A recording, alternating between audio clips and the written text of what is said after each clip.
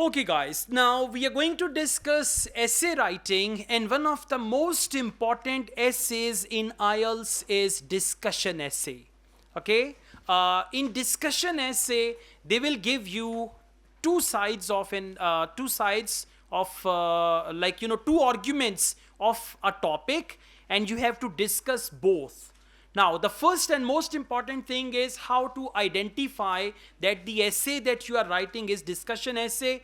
In discussion essay, they always write discuss both views and give your own opinion. The first thing. The second thing, how to identify that it's a discussion essay, they will give you two contrasting views. Contrasting views, one is about village life, one is about city life. One is about local studies, one is about international studies. Okay, so they will give you two contrasting views, and then they will say discuss both views and give your own opinion. Okay, so this is what we call a discussion essay. अच्छा, अब होगा क्या? What actually happens in a discussion essay?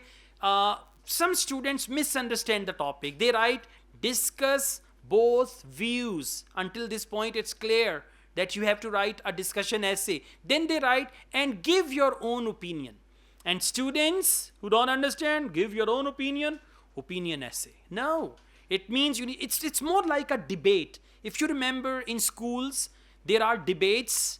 English language should be given preference or local language should be given preference. There are two teams and they are arguing, and at the end there is a result. That result is your opinion. You will discuss both views, you will discuss both sides, and then you're going to actually give your, opinion.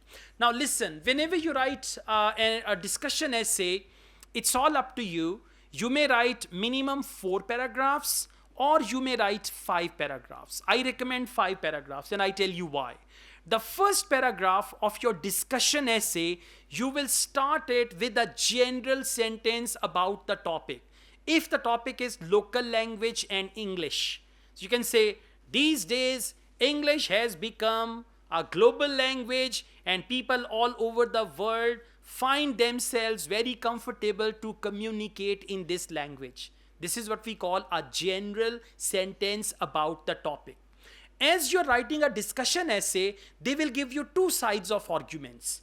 Like there will be two statements, one about English, one about local language. So sentence number 2 of your introduction is where you are going to paraphrase the topic in your own words. When you paraphrase the topic, do not copy anything from the question paper. They will give you question paper. If you copy exactly from here, from the question paper, it will be out of the word count. So don't copy exactly. You can change the order. If they talk about English first, you talk about local language first. Okay? And second, if they're using the word local language, you can use the word mother tongue. If they talk about international language, you can use global language. Global means of communication. So you need to choose rewording, paraphrasing, rearranging. So sentence number 2 of your introduction is paraphrasing the topic. And sentence number 3 for discussion essay, that is what we call thesis sentence. Your thesis sentence will tell the examiner the type of essay that you are writing. So in the thesis sentence, you can write, in this essay, I will discuss both sides of the argument before reaching a final conclusion. You can write a sentence like this. So in 3 sentences, you can write the introduction of your discussion essay. Now we talk about body paragraphs. In body, you may write 3 paragraphs if you want to, or you can write 2 paragraphs. In case if you choose to write 2 paragraphs, first paragraph will be the one with which you agree. If you agree foreign studies are better than studying in your own country, so you will write about foreign studies first. And if you think studying in your own country is better than going to a foreign country, then you will write about that first. If you want to write 2 body paragraphs, right? If you want to write 3 body paragraphs, then there is no problem. Discuss one side of the argument impartially. Impartially means you will not give your opinion. You say some people go, or some young people, some young students, they go to a foreign country because for them life in a foreign country is quite charming, and they find more opportunities which are related to career and all that. Okay, so impartially you will discuss in first body paragraph, first argument. Then there is the second argument. You will discuss it in the second body paragraph, and then the third body paragraph. Now body paragraphs are separate from introduction. Introduction is different. Okay, in the third body paragraph you will give your opinion. In my opinion, going to a foreign country is better than studying inland. And then you can give a couple of reasons why do you favor that argument. And then finally, you can write your conclusion. In conclusion, the first sentence is your opinion once again. The second sentence is summary, why you agree with one point. Okay, and finally, if you have any overall opinion about that, you can just write it like this. And remember, for essay writing, you are supposed to write 250 words minimum. You may write 300, 350, that is okay, but don't write more than that. Otherwise, your essay is going to be quite wordy, and writing more will never bring you good bench score. I mean, they will not give you bench score like this. They will give you bench score looking at the quality of your writing. And there are 4 writing criteria. Number 1, they will see your task response, how thoroughly you covered the topic. Number 2, they will see your grammatical range and accuracy, tenses. Okay, for tenses, in essays, we normally use present tense. Unless you want to give any example from the past, then you can use past tense. Then they will see structures. For good bench score, 3 structures are important. That is compound sentences, complex sentences, and conditional sentences. So in your body paragraph, you may write 2 compound sentences. When you give example, there you can use conditional sentence, and you can use a complex sentence also. 1 complex, 1 conditional, and 2 compound sentences are enough in 1 body paragraph. Okay. Now, this is what we call grammatical range and accuracy. Next marking criteria is vocabulary. If the topic is foreign studies, now examiner wants to see how many words you know about this topic. If the topic is global language and local language, now examiner wants to know how many words you know about that. If every time you write global language, global language, global language, global language, it means you know only this much English. With this much English, you will get this much bench score. Okay, so you need to demonstrate global language, international language, language of the people of the world, source of communication, things like that. So you will use topic related vocabulary. Okay. And after this, finally, we have CC. CC is coherence and cohesion. Your essay should be written in proper paragraphs. There should be proper paragraphing in your essay. Then along with the paragraphs, your ideas in the paragraphs should be connected. Like you say, first of all. When you say first of all, it means it is your first point. In the next sentence, you say, moreover. Moreover means you are elaborating your point. Then you say, for example, it means you are giving an example. And then in the same paragraph, you write to conclude. To conclude means you are concluding your body paragraph. Remember, in IELTS, they need well-developed ideas. And how to develop your idea? This is very simple and straightforward. Number 1, you are going to discuss the main idea. As you are writing a discussion essay, so you're going to discuss the main idea. Second, you will elaborate the main idea. Whatever you mean by that. For that, you can say what I mean by this is, and you can elaborate the idea. Number 3, give a relevant example. And you can create example and avoid any surveys. Avoid any fake examples like the Prime Minister of England or, according to the survey conducted in 2020, wrong. IELTS writing, essay writing is not report writing. Don't add any calculations, any numbers, any percentages. They will bring your bench score down. Okay? So you can give examples and when you give example, don't use personal examples. Give general examples. For example, if you say, for example, my cousin lives in a foreign country. And every month he sends handsome amount to his parents and his family is very happy. And now they are thinking about getting him married very soon. This is something personal. Now, instead of saying my cousin, you say people who live in a foreign country, they may send good foreign exchange to their families back in their home country, and this amount can make these families more prosperous. This is what we call a general example. Don't give a personal example. Give a general example. Give international examples, because your IELTS writing will not be marked by the examiner who is from your own country. It can be anybody. Like your examiner can be Indian, can be Canadian, can be someone from England, someone from Bangladesh, Nepal. They've got examiners all over the world. Okay, so you need to give international examples.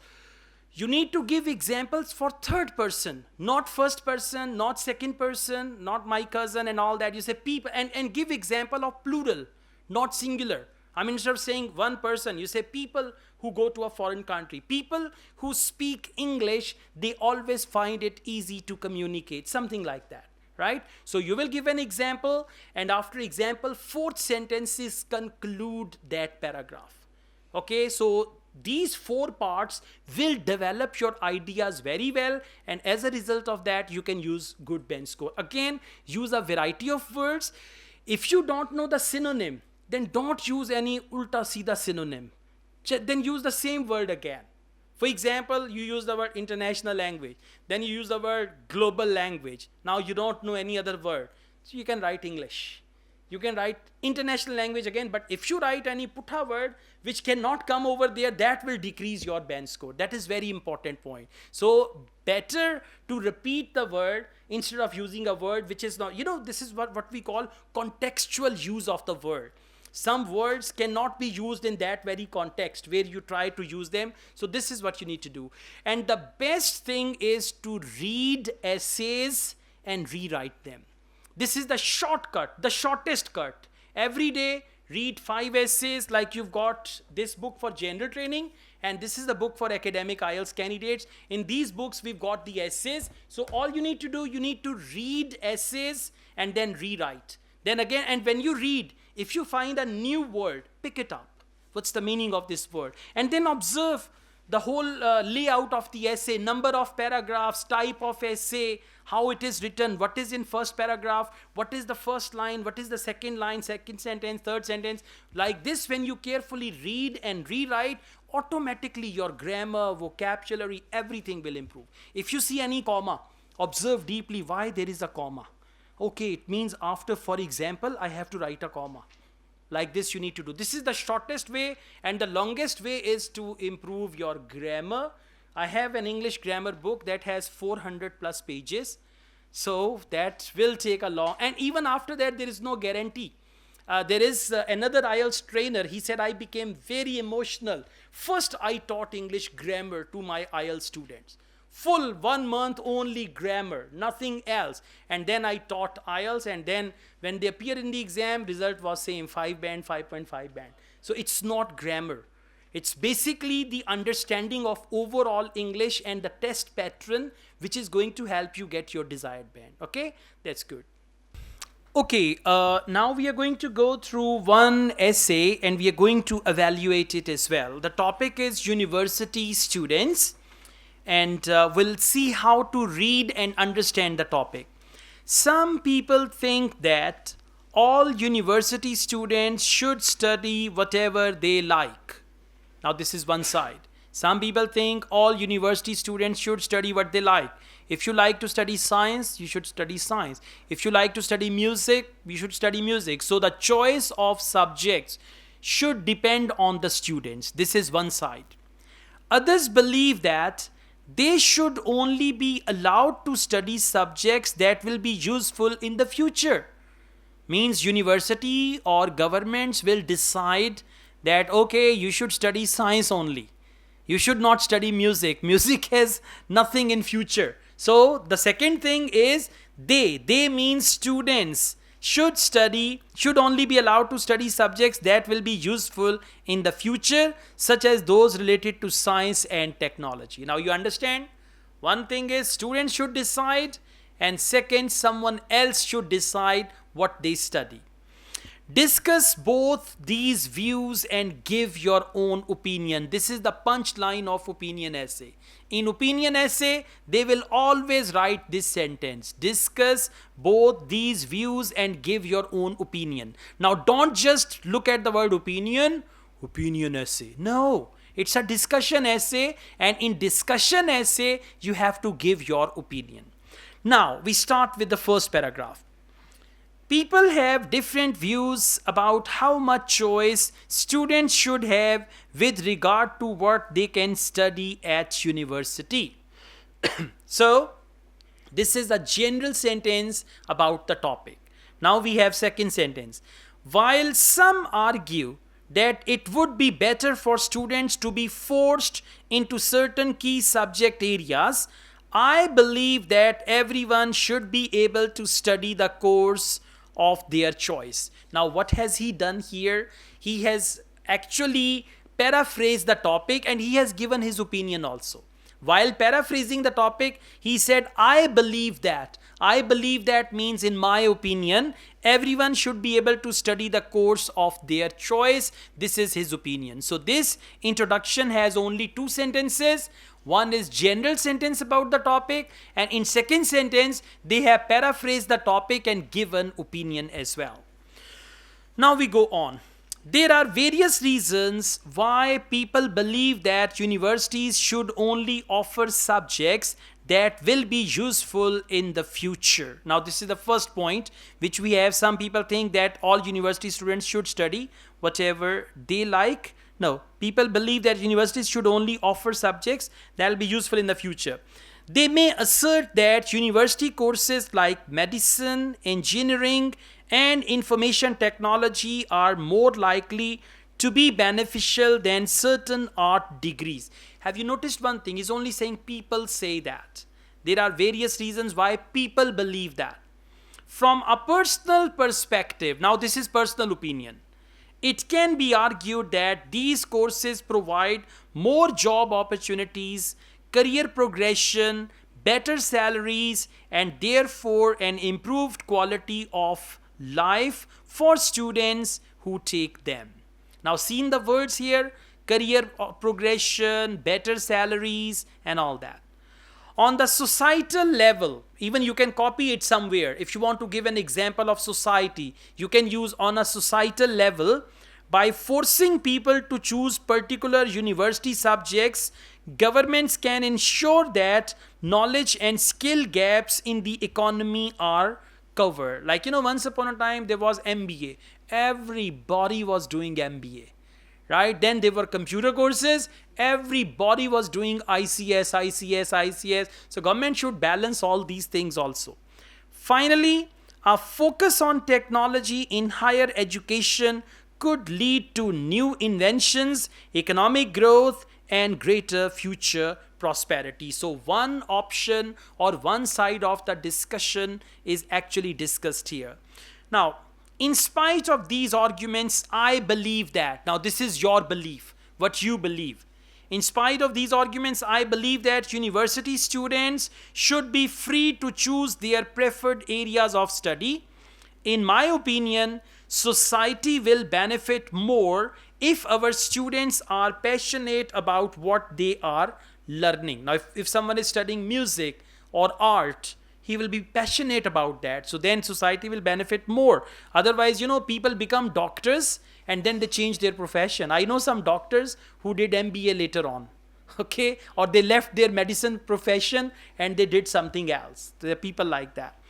Besides, nobody can really predict which areas of knowledge will be most useful to society in the future, and it may be that employers begin to value creative thinking skills above practical or technical skills. So, if this were the case, perhaps we would need more students of art, history, philosophy than of science or technology. So he said, like, if we create passionate professionals, whether that person is a musician, that person is not a scientist, so these type of people can make the difference in the job market as well. And we don't know in future, we don't need technical people, we need artistic people and all that.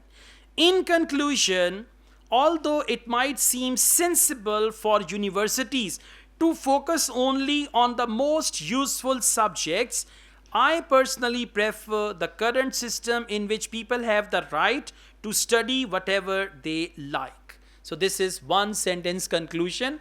I mean, and one thing more I tell you, this is one way of writing an essay. There can be second way, third way, fourth way as well. So you can just see this, and in this book you will find discussion essays. Try to read them all so that when we have this mock exam day after tomorrow, you will get a discussion essay and you can easily write that. Okay, thank you.